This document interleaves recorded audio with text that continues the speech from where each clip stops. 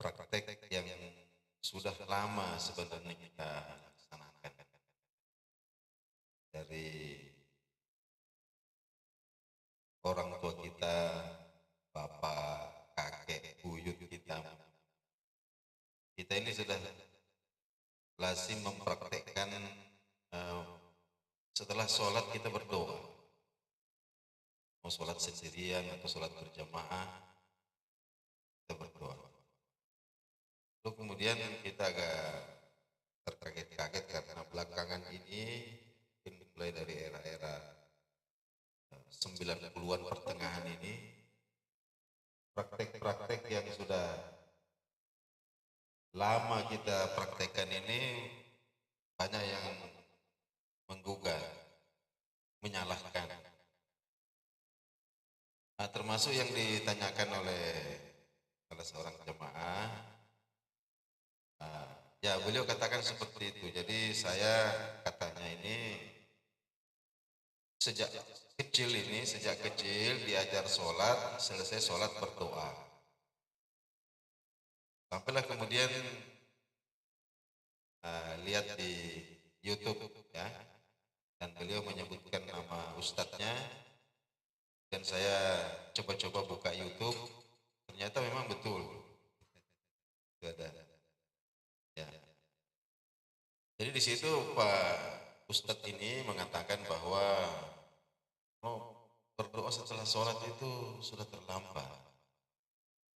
Mestinya itu berdoa di dalam sholat, karena Nabi itu berdoa di dalam sholat pada sujud terakhir. Kemudian setelah tahiyat akhir sebelum salam. Situ katanya tempatnya berdoa.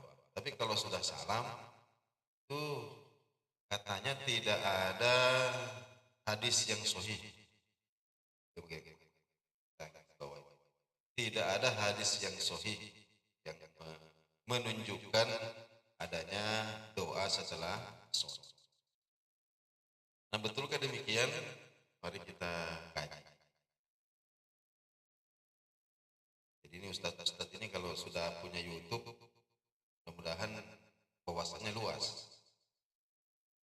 Ini sebenarnya yang kita pikirkan sampai belum punya YouTube ini karena kita punya wawasan yang masih sempit.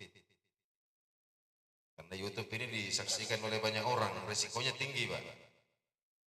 Kita bicara ngawur di situ ya selesai sudah. Dalam kubur ini kita bermasalah. Jadi kalau kita punya konten, kalau tidak mendalam masalah agama, tidak usah konten-konten agama, konten-konten akan saja. Tahu apakah konten lari ya, betul konten lari dan lain sebagainya. Tapi kalau masalah agama ini harus betul-betul kita punya. Apa? Karena contohnya seperti beliau ini. Baik, bagaimana berdoa setelah sholat? Yang menarik, dalil yang beliau gunakan itu, yang mengatakan bahwa sunnahnya berdoa itu di ujung-ujung sholat itu. Di ketika sujud terakhir atau setelah tahiyat sebelum salam. Itu dalilnya. Itu juga yang dijadikan dalil oleh ulama yang menghukumi sunnah berdoa setelah sholat, setelah salam. Ya, ini menariknya di situ. Nah, baik, kita bacakan dulu nih hadisnya nih. Jadi wasu'ilan Nabi sallallahu alaihi wasallam, baginda Nabi sallallahu alaihi wasallam pernah ditanya, ayyud du'ai asma' ay aqrabu ilal ijabah. Manakah doa yang cepat diijabah? Atau kapankah saat berdoa yang cepat diijabah? Qala, maka baginda Nabi sallallahu alaihi wasallam bersabda, yang pertama, jaufal laili, doa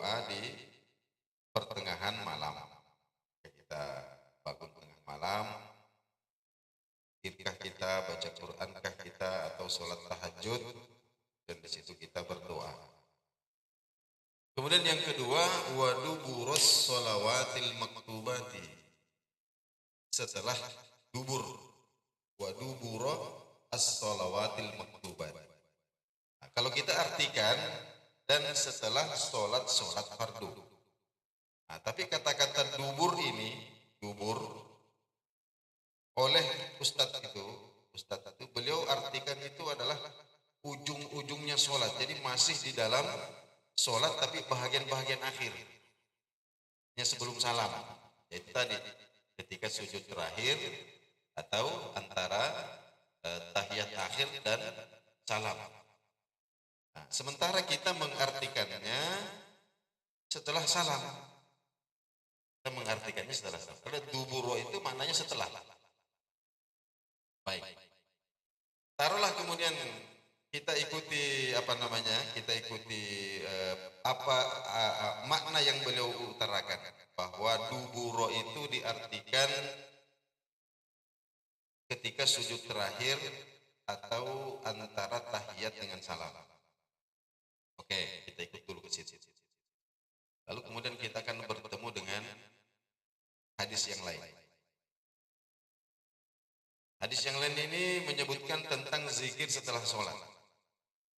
Nabi kita sabdakan, man sabbaha dubura kulli sholatin. Nah ini, barang siapa yang bertasbih, ini juga pakai lafaz duburo, sama dengan tadi duburos sholawati. Di sini barang siapa yang bertasbih dubura kulli sholatin, setiap kali atau di ini setelah sholat 33 kali, kemudian bertahmid 33 kali, kemudian bertakbir 33 kali, kemudian menyempurnakan dengan la ilaha illallah wahdahu la syarikalah, dan seterusnya. Intinya ini zikir setelah sholat. Nah, zikir setelah sholat ini juga menggunakan lafaz duburo. Jadi pertanyaannya, kalau tadi dikatakan bahwa doa itu di dalam sholat tapi di ujungnya, karena kata-kata dubur itu maknanya di akhir, berarti masih sholat tapi di ujungnya sholat. Nah, sekarang pertanyaannya, bagaimana dengan tasbih 33 kali, tahmid 33 kali, takbir 33 kali? Apakah juga dilakukan di ujung sholat? Maksudnya sebelum salam, karena ini sama-sama memakai kata-kata duburo. Ya, kan pertanyaan yang perlu dijawab. Bagaimana menanggapinya itu? Jadi hadirin Allah Subhanahu wa Ta'ala, nah, kita tidak mempermasalahkan kalau ada orang yang ada saudara kita ini yang setelah salam tidak berdoa. Itu memang hukumnya adalah opsional, pilihan, sunnah. Berdoa silakan, mau tidak berdoa juga tidak mengapa. Nah, cuma yang menjadi persoalan adalah ketika seseorang ini kemudian tidak mengamalkan ini, maksudnya meyakini bahwa doa setelah sholat itu tidak ada, lalu kemudian menyalahkan orang yang berdoa setelah sholat. Itu persoalannya. Masalahnya sebenarnya adalah ketika kita punya suatu pendapat, lalu kemudian kita mengklaim kebenaran. Kalau tidak seperti saya berarti salah semua. Itu yang menjadi persoalan sebenarnya. Nah, kemudian kita lihat hadis yang lain. Benarkah baginda Nabi SAW tidak pernah berdoa setelah sholat? Baik. Yang pertama dalam kitab Majmu' Syarah Muhazzab. Ini juz 4. Halaman 475. Karena saya punya kitab itu ada di HP saja, sudah juz 4, halamannya 400. Ini syarah muhazzab ini sampai 12 juz, 12 jilid. Nyarinya ini setengah mati ini. Nyarinya setengah mati. Disebutkan hadis dari Ali bin Abi Thalib. dari Ali bin Abi Thalib. Rasulullah Shallallahu Alaihi Wasallam, idza sallama minas sholati. Coba kita perhatikan redaksinya. Idza sallama minas sholati. Setelah salam dari sholatnya. Salam ini bentuk kata kerja lampau, berarti sudah terjadi. Jadi ketika Nabi sudah salam dari sholat, qala, maka beliau berkata, Allahumma ya Allah. Berarti berdoa. Terus itu Pak ya. Qala, maka beliau bersabda, Allahumma ya Allah, ighfirli ma qaddamtu. Ampuni dosa-dosaku yang terdahulu. Wa ma akhartu, dan dosa-dosaku yang kemudian. Wa ma asrartu, dosa-dosa yang aku rahasiakan. Wa ma a'lantu, dosa-dosa yang aku tampakkan, dan seterusnya. Intinya setelah salam Nabi berdoa. Kemudian ini dalam Sahih Muslim dari sahabat Nabi sallallahu alaihi wasallam namanya Thauban. Karena Rasulullah sallallahu alaihi wasallam, Nabi sallallahu alaihi wasallam itu idzan sarafa min salatihi. Insarafa itu maknanya sudah bubar, sudah selesai. Jadi idzan sarafa min salatihi, kalau sudah selesai salat, ya istighfara thalathan. Beliau beristighfar 3 kali. Istighfar itu astagfirullah, itu maknanya adalah doa. Jadi istighfar itu kan kita minta, kita mohon kepada Allah agar mengampuni dosa kita. Nah, jadi astagfirullah itu sama dengan kita mengatakan Allahumma gfirli, ya Allah ampuni saya. Ini juga doa setelah sholat. Nah, kemudian kita lihat satu lagi, sahabat Nabi Shallallahu Alaihi Wasallam kita dapatkan dalam kitab Musannaf Abi Syaibah.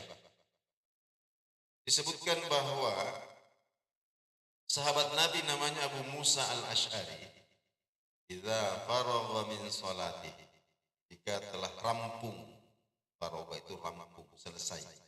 Jika telah selesai sholatnya, qala, maka beliau berdoa, Allahumma gfirli dzambi, ya Allah ampuni dosaku. Wa yassir li amri, ya Allah mudahkan urusanku. Wa barik li fi rizqi, dan berkahi rezekiku. Ini sahabat. Jadi kalau mengatakan tidak ada hadisnya, itu keliru. Jangan tidak atau belum menemukan hadisnya dengan tidak ada itu berbeda. Seumpama kita belum menemukan, jangan mengatakan tidak ada. Mungkin karena kurang mencari saja. Ada cuma belum dapat. Ya, ini pernah terjadi. Ya. Jadi begini Bapak dan Ibu sekalian. Jadi amalan-amalan yang kita sudah pelajari dari kecil itu, dari bapak kita, dari kakek kita ini, dilakukan oleh mayoritas. Itu insya Allah semua itu ada dalilnya. Semuanya ada dalilnya. Nanti belakangan ini kemudian muncul orang-orang yang membid'ahkan dengan mengatakan bahwa tidak ada dalilnya dan lain sebagainya. Nah ini kalau ada yang berkata seperti itu, kita jangan langsung kemudian meragukan.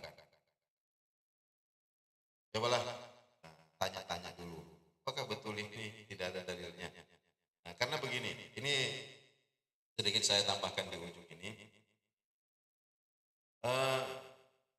Islam ini ada 2 tema besar ya. Yang pertama itu adalah masalah usul, masalah usuluddin, masalah fundamental agama. Ini tidak boleh kita ganggu. Contohnya adalah masalah rukun iman, rukun Islam. Kita teori itu sepakat. Seperti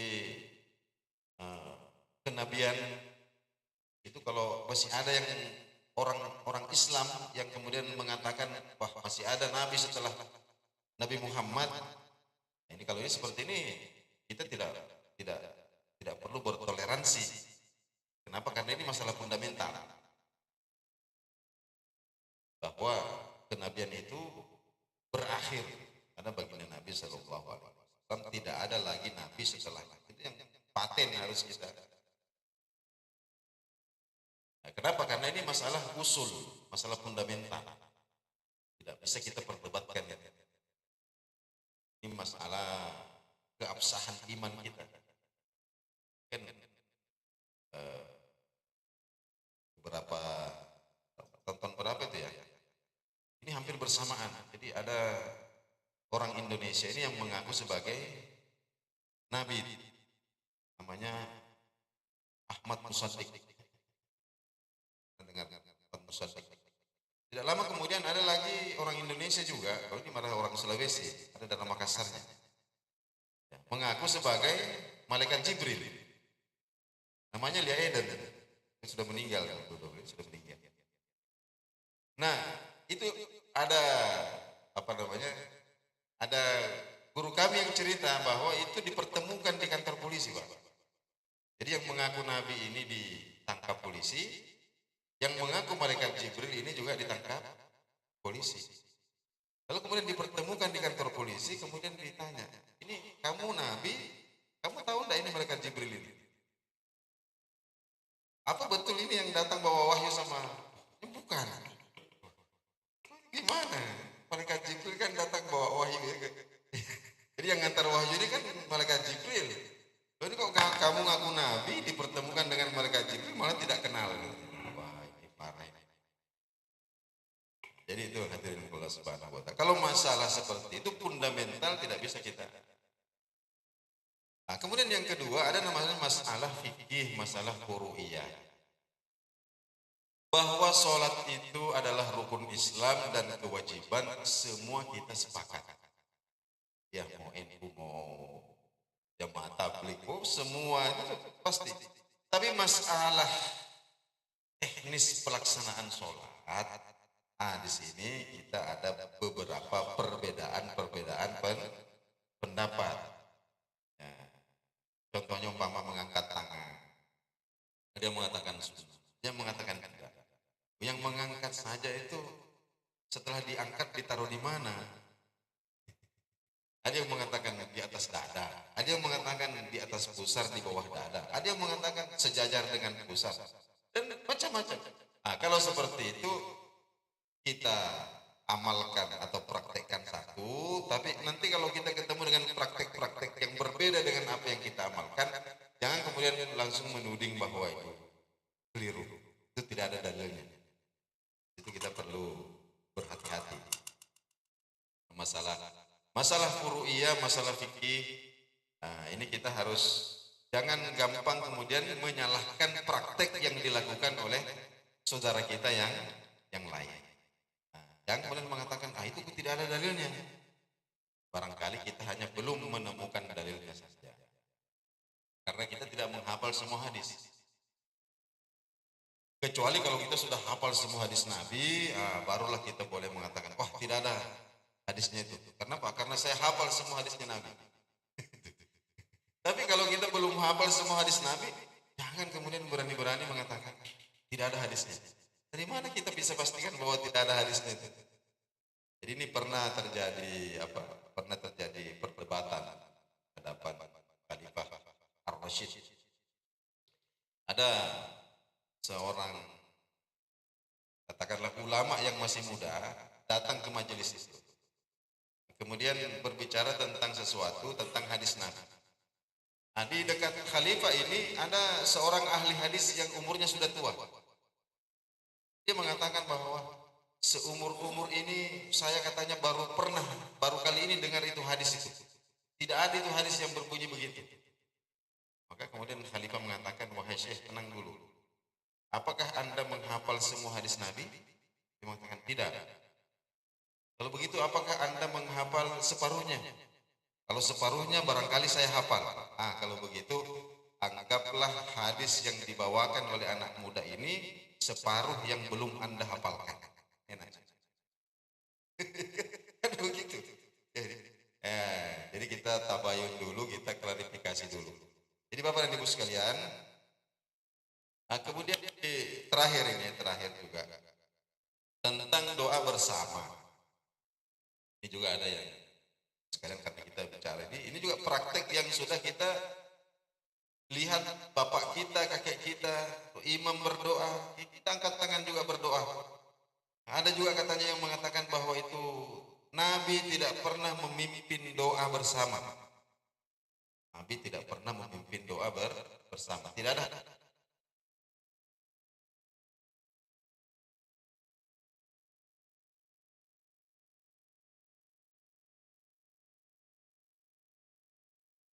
Saya kutip-kutip saja. Halaman 528. Disebutkan dari Abdullah bin Umar. Beliau bercerita, Abdullah bin Umar ini sahabat Nabi SAW, putra Umar ibnul Khattab.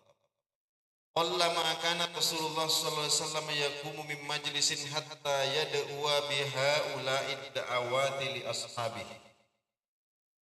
Jarang sekali Rasulullah sallallahu alaihi wasallam selesai dari majelis, jarang sekali beliau itu meninggalkan majelis sebelum berdoa. Sebelum berdoa dengan doa Allahumma qsim lana min khasyatika ma yahulu bainana wa baina ma'asika dan seterusnya. Dan doa ini li ashabihi, untuk para sahabatnya. Jadi, Nabi SAW berkumpul dengan para sahabat, kemudian sebelum Nabi meninggalkan majelis, beliau berdoa li ashabihi, untuk sahabatnya. Berdoa untuk sahabatnya, artinya Nabi berdoa, sahabatnya mengaminkan, kan begitu. Nabi berdoa, sahabatnya mengaminkan, dan itu jarang sekali, artinya sering sekali Nabi itu baca doa ini untuk para sahabatnya sebelum meninggalkan majelis. Allahumma qsim lana min khasyatika ma yahulu bainana. Jadi kalau dikatakan bahwa Nabi tidak pernah memimpin doa bersama karena tidak ada hadisnya, itu keliru. Hadisnya silakan dicari. Jadi jangan mengatakan tidak ada. Katakan saja saya belum ketemu. Insya Allah kalau nyari ketemu. Satu itu. Kemudian dalam hadis yang lain ini didokter oleh Al-Hakim At-Tabrani dari Hubayb bin Maslamah Al-Fihriyi. Beliau ini sahabat Nabi yang terkenal mustajabah doanya. Jadi doanya ini diterima Allah Subhanahu wa taala. Beliau mengatakan begini, saya sami'tu Rasulullah sallallahu alaihi wasallam yaqul, saya pernah mendengar Rasulullah SAW bersabda, la yajtami'u qaumun muslimuna. Tidaklah berkumpul sekelompok orang-orang Islam. Qaumun muslimun yad'u ba'duhum, sebahagian berdoa, wa yu'minu ba'duhum, dan sebahagian yang lain lagi mengaminkan. Kita berkumpul dalam majelis seperti ini, ada yang berdoa, ada yang mengaminkan. Illa stajaballahu du'a. Allah terima. Al-Hakim diriwayatkan juga oleh Imam At-Tabrani. Insyaallah Pak, ada semua, ada dalil. Ya, ada dalil. Mungkin inilah sedikit yang kita sempat bagi. Jadi sekali lagi praktek-praktek yang sudah memang kita ini tidak tahu hadisnya, tapi itu guru-guru yang ngajarin kakek kita, bapak kita itu ada hadis ya, yang umum lah, praktek-praktek yang umum. Kalau kita kemudian mendengarkan yang baru, janganlah kemudian kita gampang terpengaruh ya dengan kata-kata tidak ada hadisnya. Mungkin ini yang sempat kita share, saya kembalikan lagi kepada Ibu. Mungkin ada yang ditanyakan, kami persilakan.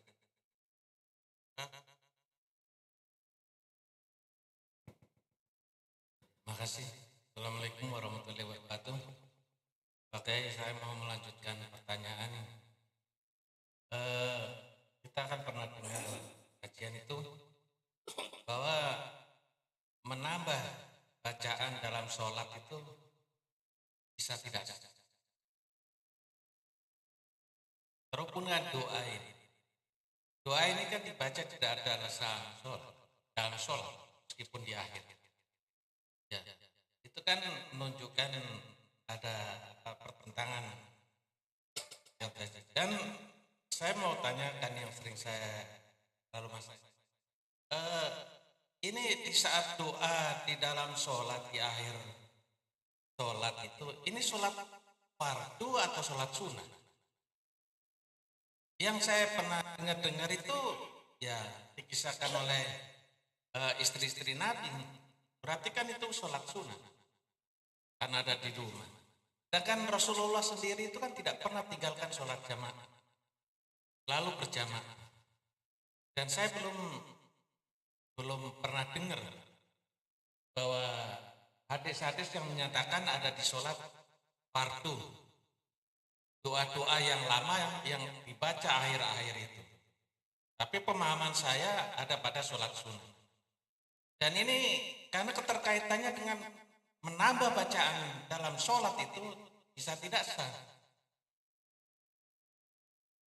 Dan, ya, menambah termasuk doa ini kan, ya, oke Mas. Yang pertama tentang menambah bacaan. Itu saya baru dengar itu. Ada menambah bacaan tidak sah. Jadi sholat itu kan ada bacaan wajibnya ya. Ada rukun. Yang rukun ini tidak boleh ditinggalkan. Yang pertama adalah Fatihah. Kemudian yang kedua, bacaan yang rukun di dalam sholat itu, yang pertama adalah Fatihah. Yang kedua itu bacaan tahiyat akhir. Ada redaksi minimal di situ.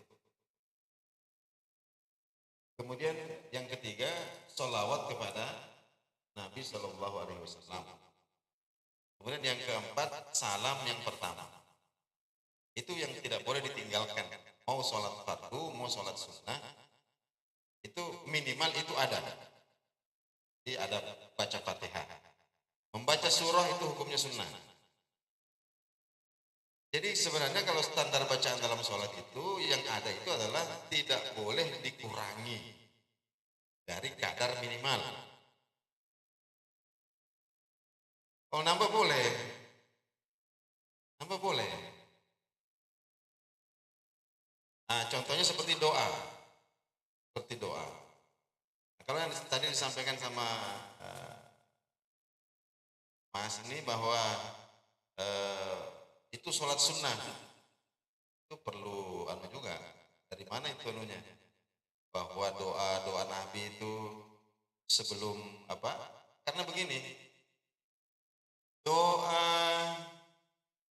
antara setelah tahiyat akhir sebelum salam itu perlindungan dari permohonan supaya dilindungi dari azab kubur ya. Allahumma inni a'udzubika min azabi fil qabri wa azabin fi jahannam wa min fitnati masiihid dajjal wa min fitnatil mahya'i wal mamat. Itu kan yang biasa disebutkan dalam hadis dibaca Nabi SAW setelah tahiyat akhir sebelum salam. Itu ada ulama fikih yang menghukumi bahwa itu wajib dibaca. Jadi itu disebutkan di dalam sholat fardu. Nah, jadi barangkali kita perlu ini. Jadi insya Allah kalau menambah baca. Nah, kalau bahasa Indonesia tentu tidak boleh. Ya, kalau bahasa Indonesia tidak boleh. Jadi hanya harus pakai bahasa Arab. Jadi umpama kita berdoa di dalam sujud terakhir, seumpama pun tidak berbahasa Arab, kalau dalam hati tidak ada masalah. Jadi persoalannya ketika kemudian diucapkan. Kalau diucapkan harus berbahasa Arab. Mungkin demikian.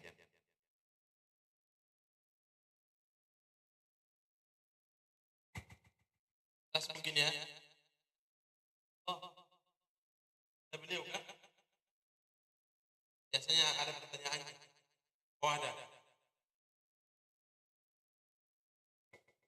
Ya, sambil makan ini. Bismillahirrahmanirrahim. Assalamualaikum warahmatullahi wabarakatuh. Terima kasih Pak Ustadz atas yang diberikan. Yang pertama saya ucapkan terima kasih kepada Pak Ustadz Ansar yang mana telah tadi lagi kita sujud tilawah. Saya kalau Pak Ustadz Ansar baca surat As-Sajdah itu saya ingat kalau kita nonton di televisi di Arab Saudi begitu. Ya makanya itu yang memang saya semangat kalau Ustadz Ansar baca surat tadi malam Jumat surat Sajadah. Ya, terima kasih lagi. Pertanyaannya begini Pak Ustadz, terkait dengan pembahasan kita pada pagi hari ini. Tadi saya mau tanyakan yang doa bersama ini, tapi ternyata sudah jawab bahwa itu ada dalilnya, dasarnya. Jadi yang saya mau tanyakan, kira-kira itu hukumnya bagaimana kalau Pak Imam itu berdoa cepat sekali Pak Ustadz? Iya, karena ini namanya doa kan permohonan. Apa kira-kira itu diterima atau bagaimana? Karena dia baca terlalu cepat begitu. Itu saja. Terima kasih Pak Ustadz. Assalamualaikum warahmatullahi wabarakatuh.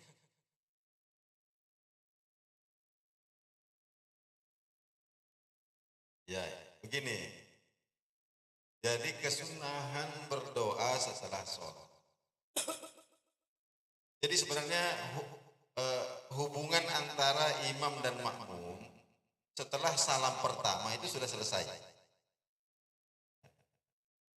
Sudah, setelah salam yang pertama, setelah salam pertamanya imam, salam pertamanya makmum, itu berarti jamaah ini sudah apa? Sudah putus, bukan bubar. Bubar ini langsung kabur. Sudah putus. Artinya apa? Tidak ada keharusan kemudian zikir bersama. Keharusan. Jadi seumpama makmum ini atau mantan makmum, mantan makmum ini ingin berzikir dulu, ya silakan berzikir. Kok kemudian imam berdoa, tidak apa-apa kemudian karena ada orang berdoa kemudian kita mengaminkan. Jadi bukan keharusan. Tapi karena mantan imam kita ini berdoa, kita mengaminkan, tidak ada masalah. Setelah mengaminkan kemudian kita lanjutkan lagi zikir kita. Atau kalau panjang zikirnya, sementara kita sudah mau berdoa, silakan berdoa. Silakan berdoa. Saya zikirnya sudah selesai, saya mau berdoa. Silakan berdoa. Jadi tidak ada keharusan untuk kemudian kita mengikuti.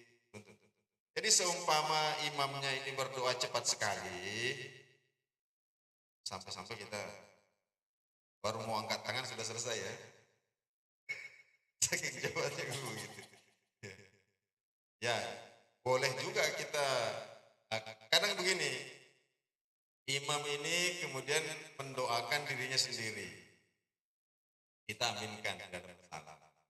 Kita, kalau doa untuk diri sendiri itu redaksinya Allahumma gfirli. Tapi kalau yang umum itu Allahumma gfir lana, berarti mau memohon untuk semuanya. Itu tidak mengapa kita aminkan, tidak mengapa. Tidak diaminkan juga tidak mengapa. Jadi pokoknya setelah selesai sholat itu santai. Selesai salam pertama itu santai ya. Yang penting itu jangan menyalahkan. Ya, jadi kalau ada yang kemudian berzikir mengaminkan doanya imam, jangan kemudian disalahkan. Ada yang kemudian langsung beranjak dari tempatnya jalan, jangan juga disalahkan.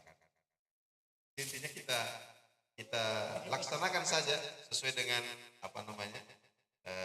selera kita masing-masing. Yang penting koridornya ini masih di dalam karena bagaimanapun itu hukumnya adalah berdoa setelah sholat, berzikir setelah sholat. Ini adalah hukumnya sunnah, ini opsional. Kita bisa memilih antara melakukan atau tidak.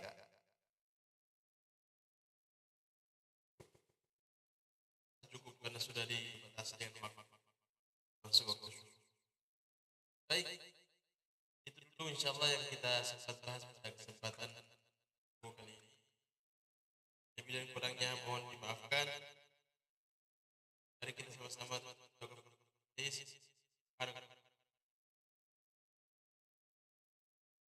Assalamualaikum warahmatullahi wabarakatuh.